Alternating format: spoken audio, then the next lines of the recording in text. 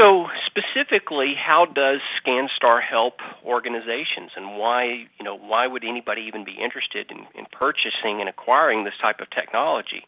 Well, we talked earlier about the automation, the ability to quickly and accurately enter data into your configuration management database.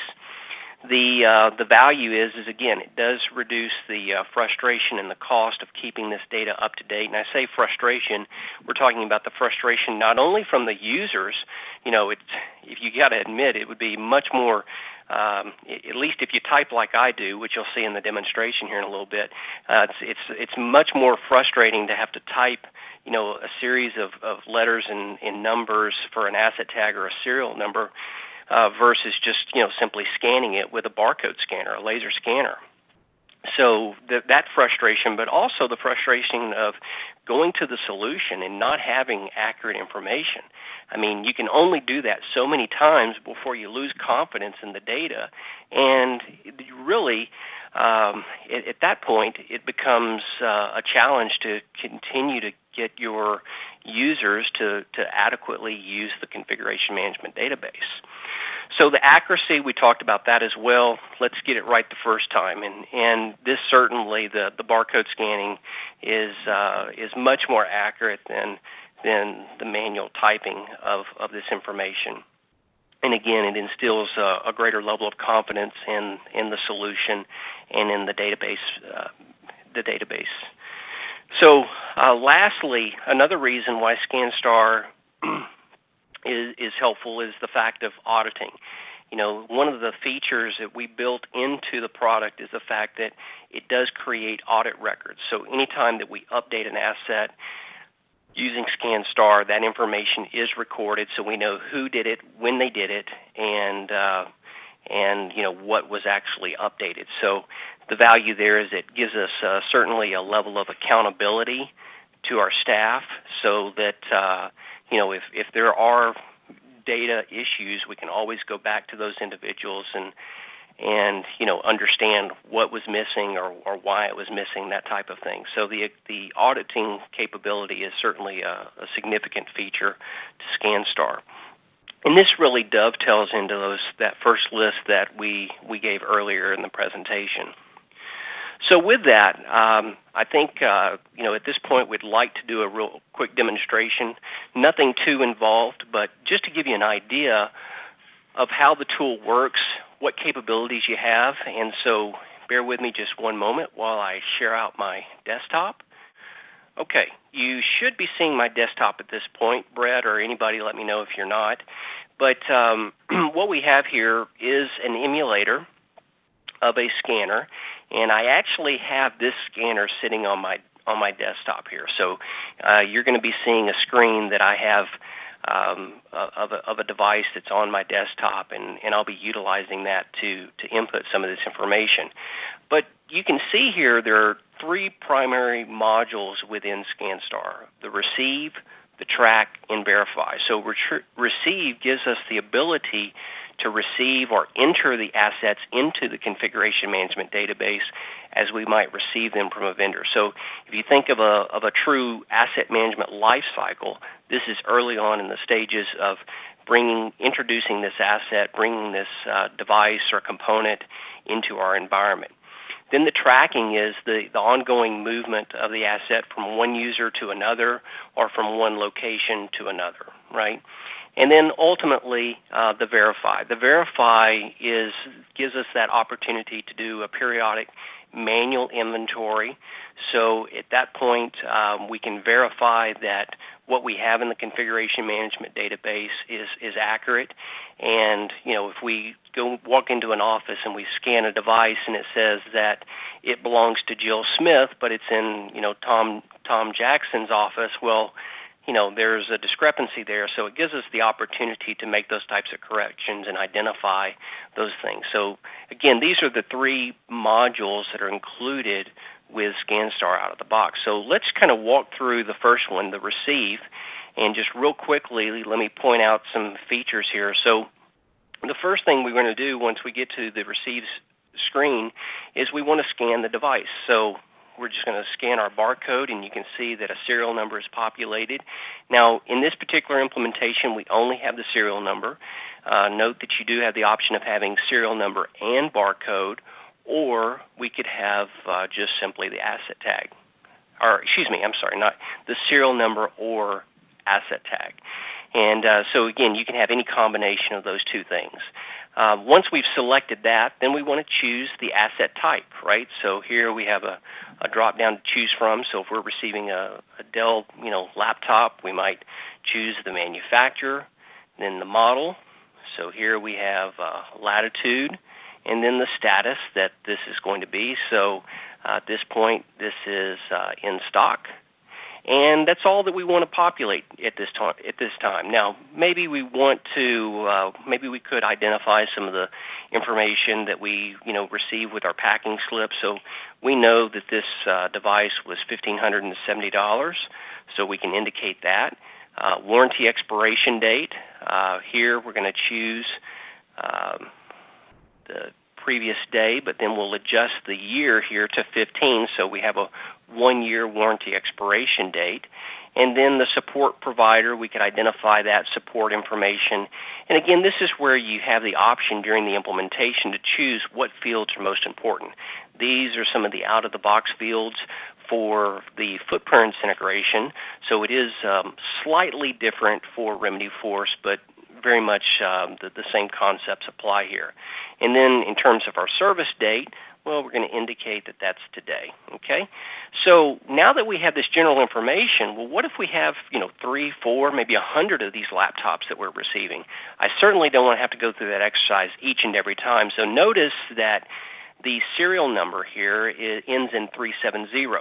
Well, I'm simply going to scan another barcode, and now we have our 991, the serial number ending in 991. And I can continue scanning time and time again until I've received and I've tagged all of my devices, right? And all of this information is stored locally on the scanner until we synchronize. So that would actually be the next step that we would take. So we're going to save and exit this module, and once we're there, we now see the button or the option to synchronize, and that's exactly what we'll do at that point. And so this is now communicating back to a ScanStar server. It doesn't have to be a dedicated server. Typically, it's going to be a server that might reside on the Footprint Service Core application server, or if you're with Remedy Force, then it might be a dedicated box. Now, it doesn't necessarily have to be a server class machine. It could simply be a workstation class machine, but that would allow us to communicate with the Remedy Force application that is in the cloud. So now that we're doing this synchronization, while that's coming up, I'm just bringing up the Footprints version 11.6 here, which is the current version, but we are eagerly waiting version 12 coming out. But at this point, let's go in and take a look here at our configuration management database option.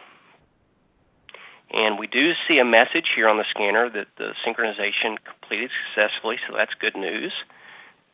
And if we look here at our ScanStar view, you'll notice that we have two assets, and these are the two devices that we had just scanned. And so if we take a closer look, again, to highlight some of the historical and audit information, we can see that the time and date stamp of the user who had scanned and entered this information is all captured, as well as the attributes that were identified during the population of data. So that is, that's basically what would happen, again, with any of the platforms, whether it was Remedy Force, Footprints, that same concept. Now that we have that device received and it's now in our CMDB, we probably will be assigning this to different users. We'll move it from location to location, those types of things. So at that point, we can just simply bring up the track module, and then if we were to scan a device, it recaps the information that was already populated. So at this point, we can now change the status from in stock to in production. We could identify the user that it's associated with. So in this case, maybe we want to assign this to Cy. So we're going to select him as the user of this asset. And another nice feature is the signature feature. So one of the things that we allow you to do is once you deliver that asset to a user, you can capture their signature, and that will store that as an attachment to the CI record.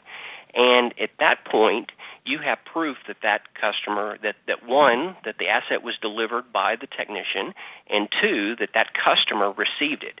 So there's never a situation where the customer is saying, "I never saw this," and their kids at home playing Doom on the laptop, or something to that effect, or on the other end of the spectrum that a staff member may have accidentally carried it out, right? So again, it's one of those, and we actually, this is exactly the reason why this feature was introduced to the product. We had customers that were having issues with theft, and this was a great way to address that, and kind of, here's your proof that yes, it was delivered and it was received, right? So it again, all of this information would be stored locally on the scanner until the point that we synchronized. And then lastly, on the verification. Now, on the verification, here we're going to select the verify option, and if we choose that, well, if I walk up to a device that maybe somebody left a laptop in a conference room and I scan it, well, if it doesn't exist in the CMDB, I can now record that, right? So maybe I don't want to enter this because I noticed that it's not our company asset tag that's on the device. It's maybe a different company. So maybe a vendor had accidentally left that laptop in there.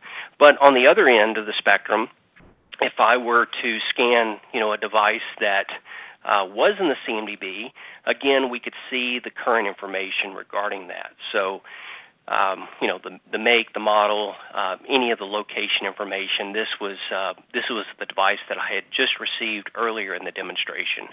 So it's not been quite assigned to anyone yet.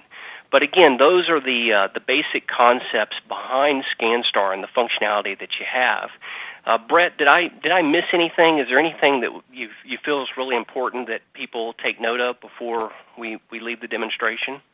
I think a couple of things. One would be track. Just to emphasize, tracking is, this is the way I see things. Receiving is, and I think you did a great job of explaining how receiving can, with little effort, bring hundreds of pieces of equipment, create those hundreds of records in the CMDB very quickly and easily. So I think of that as your bulk insert, if you will.